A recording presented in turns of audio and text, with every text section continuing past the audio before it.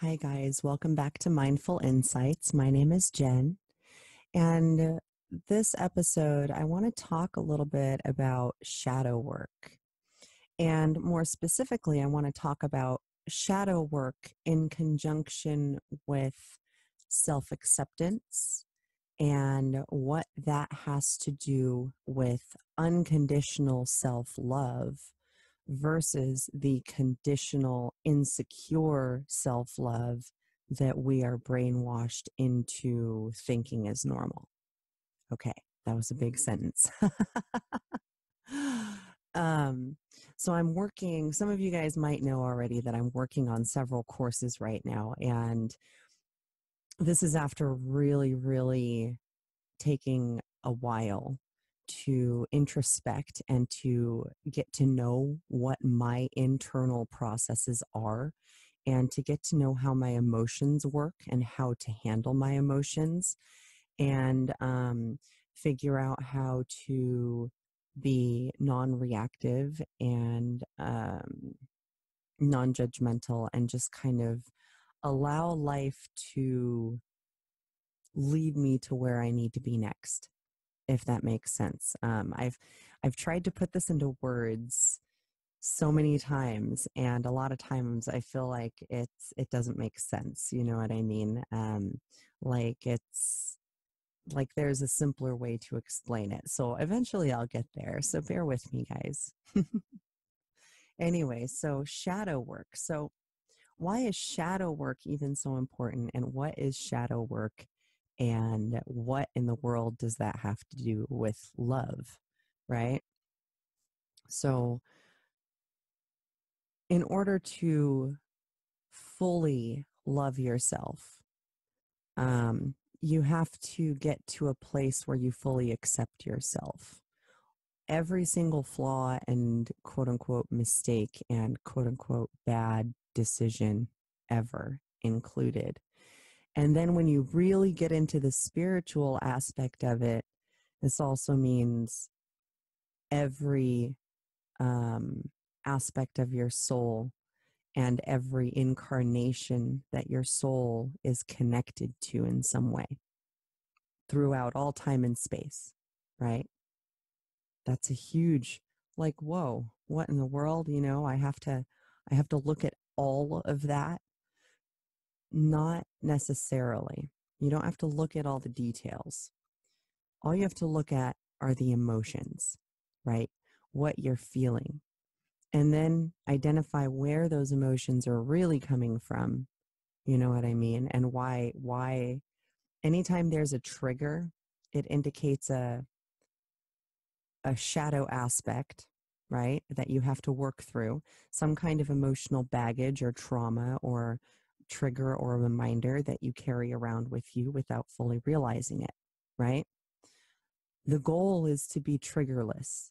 The goal is to be able to um,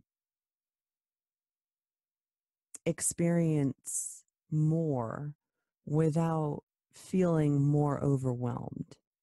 And I hope that makes sense. If you've experienced certain things, or if you're an empath, or if you're an HSP, then it'll probably make more sense to you. But there's so much subtlety to pay attention to and so much discernment, you know what I mean? So once you feel out your process, it'll get way easier every time after that. So anytime you have a trigger, it indicates that it's some kind of emotional thing, baggage, something you're carrying around from some past trauma or drama or, you know, whatever you want to call it. And then accepting, first of all, yourself and the way that you reacted. And then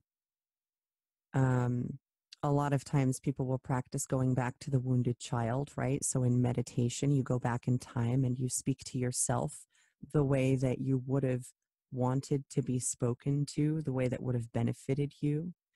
And you heal that trauma, at least within your own existence, within your own mind, within your own energy. And that's what all this inner emotional mindfulness work is all about, is working through the shadows so that way more of you can enjoy the light, because these are all aspects of ourselves. You know what I mean? You don't have to let one experience define you. I don't go around introducing myself as a domestic violence survivor unless it's, somehow relevant to the conversation. So, usually it's more like, oh, I'm an author and a musician and da da da, you know what I mean? And we don't get into the gory stuff until we get to know each other a little bit better, you know? And even then it's like, well, what have I learned from all this? Do I have to just be the boo-hoo, woe is me, this is what I went through, you owe me, the world owes me, the systems are broken, blah, blah, blah, nothing worked out. You know what? It did work out. It worked out exactly the way that it was supposed to. And if that's what the universe says, and I'm cool with it, I'm not in danger, my kids aren't in danger, then I'm okay with that. Like, I learned what I learned. I'm hoping that, others involved learned what they needed to learn, and that we can all be more peaceful and live our lives to the best of our ability. It doesn't have to be a carry around resentment for people thing, because really then you're just hurting yourself. You're really just poisoning yourself. So that's the other thing, is another part of shadow work is to really take responsibility for your part in every part of your life that you consider quote unquote bad. um Sometimes that's hard. Sometimes it like totally makes your ego go, oh my god, and yeah, it's not good. But I'm going to pause this for a second because I'm going to look at my notes and check something for a moment. I'll be right back. Anyway, I keep getting like Facebook message notifications in my headphones, and then there's no new message, so I don't know what that's about, but I'm going to pass that off as some kind of glitch for now. Check it again later. Who knows? Anyway, so the other concept behind shadow work that I kind of want to introduce you to is like the role that cognitive dissonance plays. So, cognitive dissonance is basically when you feel like you're fighting yourself, like one part of you is completely at war with another part of you. They're in total disagreement. A lot of people refer to this as, my head and my heart. Like my head wants this and my heart wants this, or my heart wants this and my head knows this, and da da da da da. The head part is the ego part. Okay, the overly logical, the triggery, the fearful, the scared of change, right? That's the ego. That's all the ego. That's all attached to the 3D world and to um, our entanglement in the lack matrix, so to speak, right? Um, it's all based in fear, and it's all a lie. Like, this is not our default programming. So essentially, our default programming is love. Our default programming is, connection with source energy, which is unconditional love. And that shines through. Once you start connecting with it, it shines through, like you find yourself behaving in much different ways than you would have before. And you're observing it, and you're able to kind of observe it in the moment. And it's a very cool journey, So unfortunately, nobody else can see your own journey but you, and nobody can experience your journey but you. But this is why it's so important to kind of figure out how to define what you're going through. I keep telling my kids that. Define what you're going through. Figure out words that resonate with what you feel like you're experiencing on an emotional level. And you'd be amazed at the revelations that you can have when you explore that. And that's kind of what shadow work is all about. Like, once you get past the initial blow, because the first few things um, that you shine light on, so to speak, the first few things that you look at, when it comes to so-called negative emotions like shame and fear and guilt and, regret and pain and trauma. These are all difficult things to look at because they're painful, because they hurt so much. But what is an emotion? An emotion is energy, right? An emotion unexpressed is suppressed energy. And that energy doesn't just go away. It has to do something. It has to go somewhere. It has to continue moving, and a lot of times that'll manifest itself as all kinds of weird stuff. So, and that depends on who you are and how your um, spiritual dis-ease ends up manifesting itself and how you believe it will manifest itself, right? So I was reading about chakras when I first began my spiritual awakening journey. And I was working through my Kundalini awakening. Like, I could literally identify months and weeks and days and things like that where each one of these areas was being activated. And I'm pretty sure it's still going on. I'm not really certain where I'm at this point. Um, but I'm just going to share like what revelations and emotional understandings I come to, because I feel like that's part of my purpose. So, and every time I share something, somebody has to hear it. You know what I mean? It resonates with somebody. So anytime I kind of feel compelled to do videos, I always end up sharing, because somebody out there somewhere is likely to need to hear something I'm saying. So, the shadow aspect, right? And in relation to self-love, unconditional self-love, right? Don't be putting conditions on yourself. Oh, I'll love myself when I'm size 2. No, no, no, no. You love yourself now. And then whatever your ideal size is will just kind of evolve. You know what I mean? You decide, I love me now. So what can I do every day to treat myself like I love myself and like I accept myself? You know, you don't have to beat up on yourself. That's not a good thought habit to be in. Like, if you make a mistake or you quote unquote screw up, and then you beat yourself up over it for like 2 hours or longer, it it perpetuates a negative cycle. So it's good to learn how to like snap yourself out of it. Anyway, shining light on these things, on these so-called bad things, like everything that society tells us we should be shamed about, you know what I mean? Like, one example for me in recent months was I recently came out as polyamorous, which brings its own whole set of judgments from people who don't understand. But I've accepted that. I've completely accepted that, and I really don't care. It's probably the most freedom and the most joy I've experienced with intimate relationships ever. you know um this is one of the only times where someone that I've been with, or multiple someones that I've been with, have not tried to own me or tell me how to wear my hair or what to dress like or what to do or how to speak, or you know what I mean, or who to hang out with. I'm um i'm pretty happy. All things considered, it's been a magical road getting here. It's been pretty intense too, but it's been very magical. And so when it comes to sexuality, for example, um, my head was all fucked up.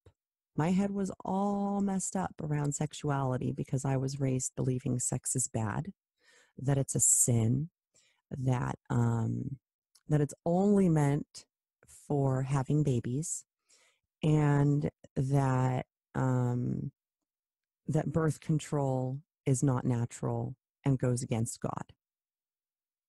So, like, there was a lot of sex shaming just automatically, because of the way that I look.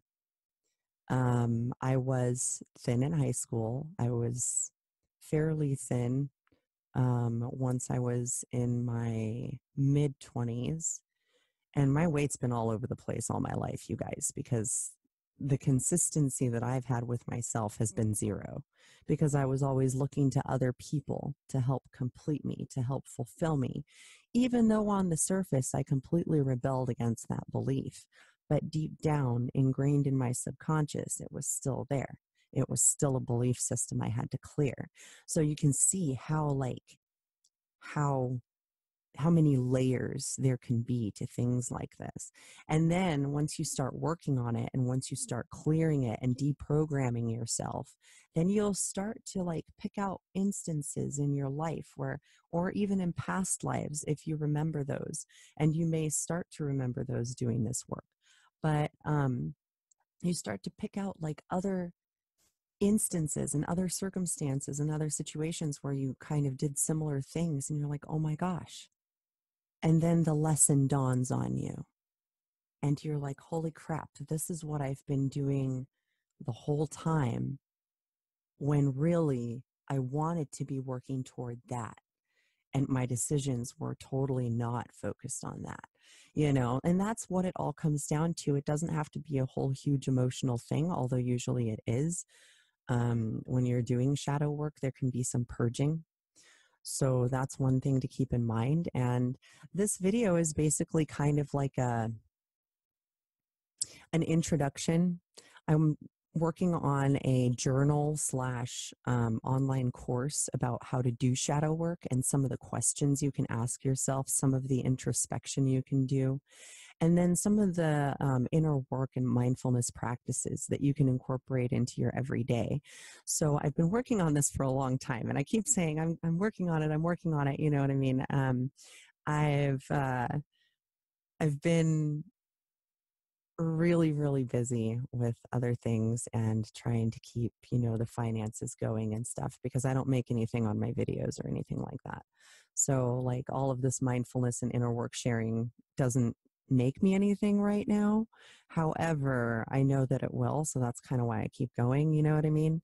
So anyway, aside from letting my financial situation throw me off track sometimes, there's been quite a lot of upheaval lately too. So some weeks I just have to um, take the kids like to appointments, and we just got them back in school. I just got them back re-enrolled in school, and so now everything's kind of settling down again, and I have a little bit more time. Although my mom is also in the hospital, so she's been fighting cancer for a while. If you guys could send some prayers, some positive thoughts for her, that would be awesome. And yeah, hopefully everything will work out for the best. But as far as shadow work and self acceptance is concerned, once you look, you know, and really just look at and see that every single human makes mistakes. And a lot of times we have the best intentions behind our mistakes. You know what I mean? We don't understand that we're making a decision that could hurt someone or that could lead to something that we don't want. You know what I mean? Usually we run in there like with good intentions trying to change things, and we don't have enough information to actually act on, or, you know, it's a misunderstanding or whatever it might be. You know, there's so many things to keep in mind. Um, but acceptance, self acceptance, real deep down self acceptance, right? That is one of the three main aspects of loving yourself. And when I say loving yourself, I'm talking unconditional. You know what I mean? Not like, oh, if I had clear skin, I would love myself. Or if I were taller, I would love myself. Or, you know, whatever it might be. Um, don't get hung up on things like that. Don't get hung up on things you can't change either. You know what I mean? Like, look at the things about yourself that you truly like, and look at the things about yourself that you're scared of, that you're hiding, you know, and realize that you're human. You're a human being, but you're also a divine being. You're a divine being having a human experience. And that pesky ego tends to take over when we don't pay attention, when we don't live on purpose, when we succumb to the daily hustle and bustle and don't take a few minutes to enjoy, you know, when we're so focused on what's wrong that we can't see what's right. These are those daily decisions. This is daily mindfulness practice. And when you kind of clear out your shadow and you realize that, I would not be who I am without all those crazy ass experiences under my belt. So thank you very much. When you realize that, and you can kind of look at it and say, wow, look how far I've come, man. Look at all the internal demons I've had to slay. Like, it's pretty satisfying, even if not everybody you talk to understands. You know what I mean? And yeah, I think I think that's going to be about it about shadow work that I want to tell you guys for now, because that gives you a pretty good understanding. You can probably even work with some of that and start healing yourself. Um, I wanted to, first of all, encourage you um, to, if you feel comfortable, share your journey, right? Um, hang on. Yeah, sorry, looking at my notes. So if you feel comfortable, share your journey. If you don't feel comfortable, that's okay too. But sometimes this path can get kind of lonely. And when you start working on your shadow aspects and meditating and doing some of these like practices, you can expect, if you haven't had a spiritual awakening, you can expect to maybe trigger one. And sometimes this happens with a new person coming into your life and maybe being a trigger, or um, something happening that forces you into a totally different situation. It could be anything. So just try to not panic and try to not react emotionally to the things that are happening. Don't take them personally, because it's not necessarily personal. Sometimes it is, but it's not necessarily. But the less personally you take things, the less emotional you'll get about them. So a saying or a mantra, I guess, that really helps me while I'm going through any kind of emotional purging, or I feel myself getting really annoyed, you know what I mean, with like the way something is, or the way a system is, for example, or you all know all those triggery issues that get you up in arms, those things. Um, Something that helped me a lot, and this came from my son, so you can thank him, um, to separate myself and to really start evaluating on a conscious level what is my responsibility and what is not, especially on an emotional level. Okay, here's the mantra: not my circus, not my monkeys. If you're angry, say, not my fucking circus, not my fucking monkeys. And usually that will help. It helped me a great deal, especially when I had to deal with a lot of drama that came from other people, a lot of stuff that was out of my control, but that I didn't really want to, poke at, or tweak or anything by saying anything. And even to this day, sometimes, very rarely these days, thank goodness, but sometimes I still have to sit here and be like, not my circus, not my monkeys. It's beyond my control.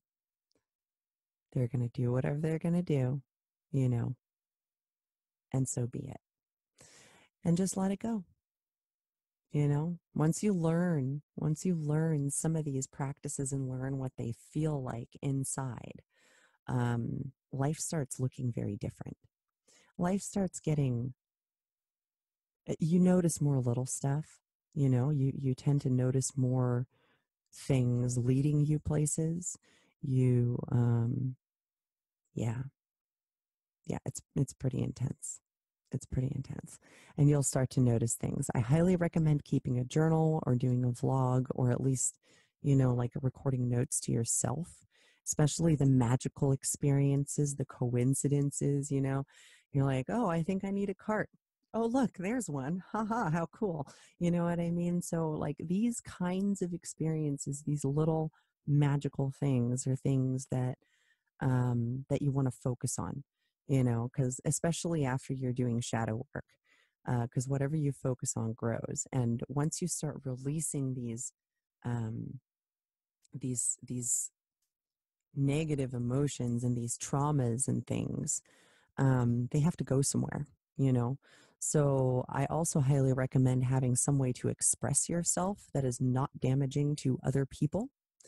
um, Having a journal or, you know, writing music. I love to write music because it allows me to talk about things that I'm going through in a creative way that nobody else will necessarily be able to put two and two together, of what it's quote unquote about, because it's an emotional expression. It's not a shit talking expression. You know what I mean?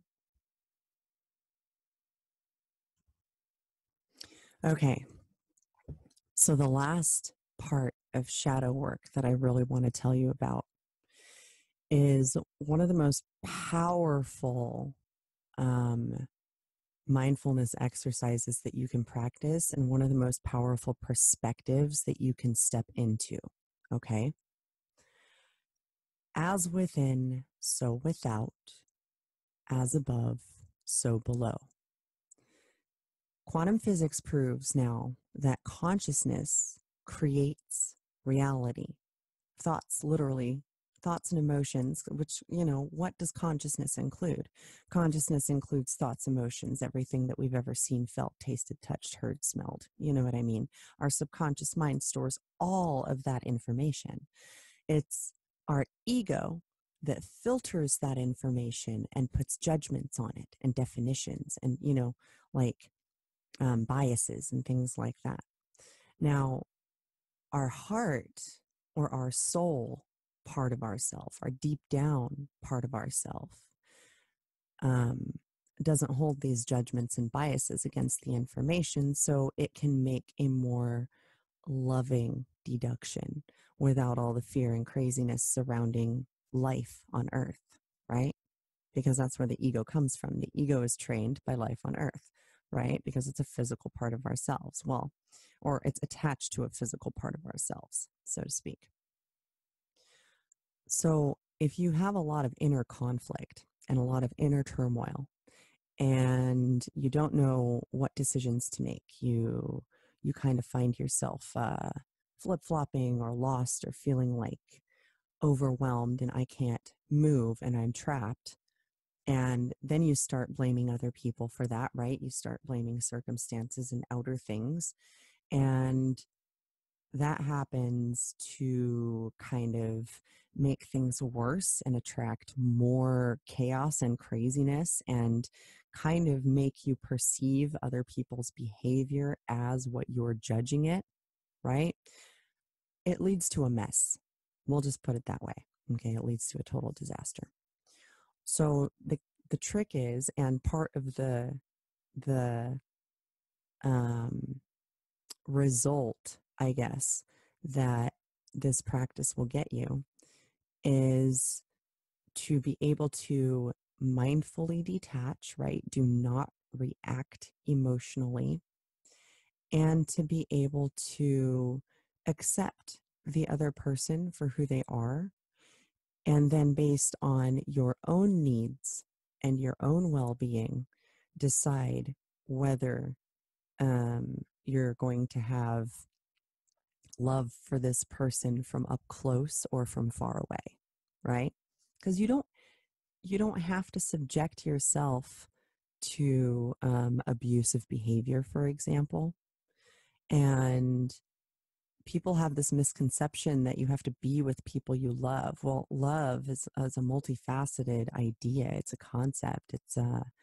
You can love more than one person. You can love your people in very different ways. You know what I mean? Like, you love your child way differently than you love your sibling, you know, and all kinds of other loves exist, you know. We only have one word for it, which caters to the whole black and white thing, you know, like one mainstream word, I guess. And it doesn't always work out that way, you know? Like, I tried the whole being married and having a family and trying to be mainstream thing.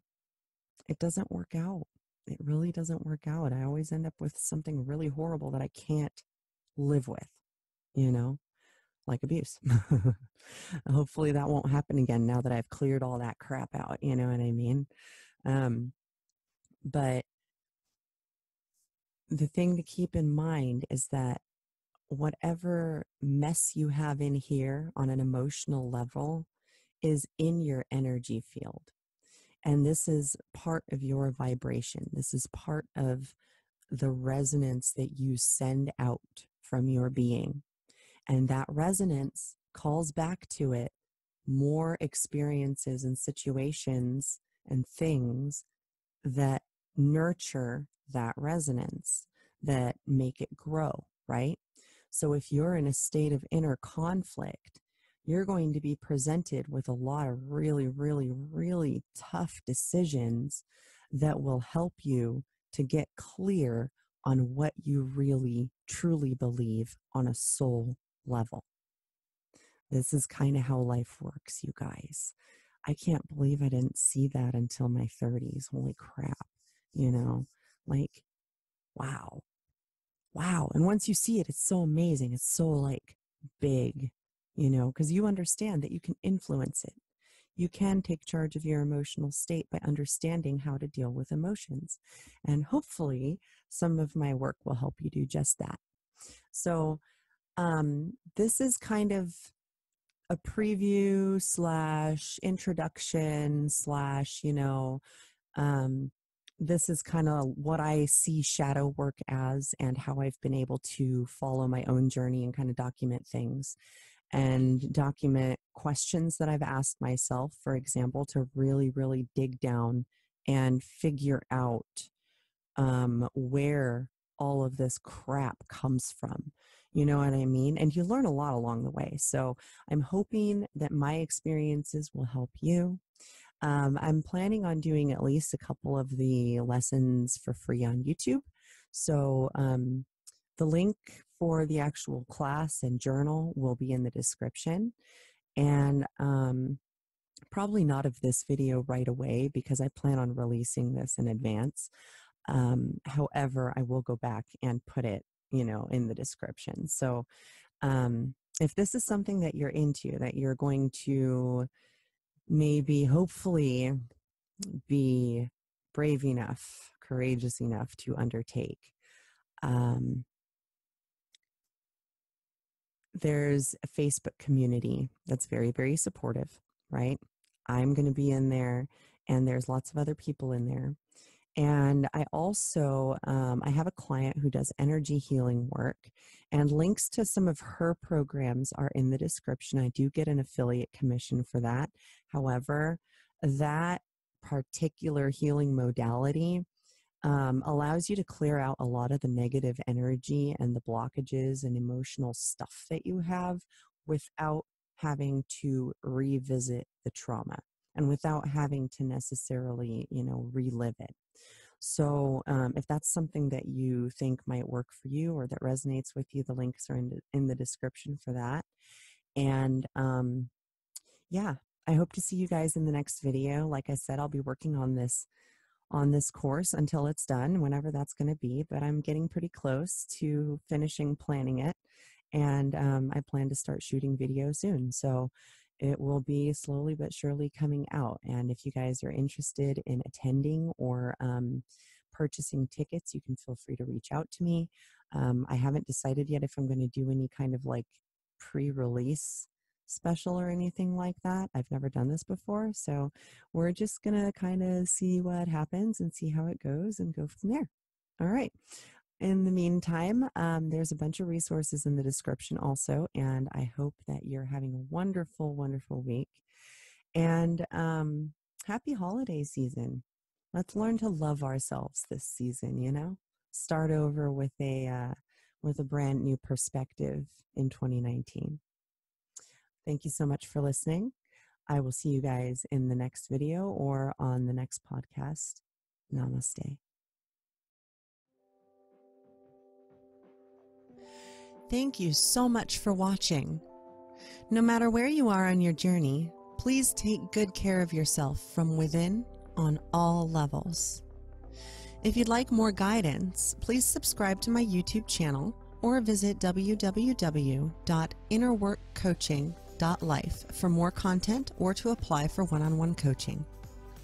With unconditional love and light, I wish you an amazing week, and I hope to see you again for my next video. Namaste.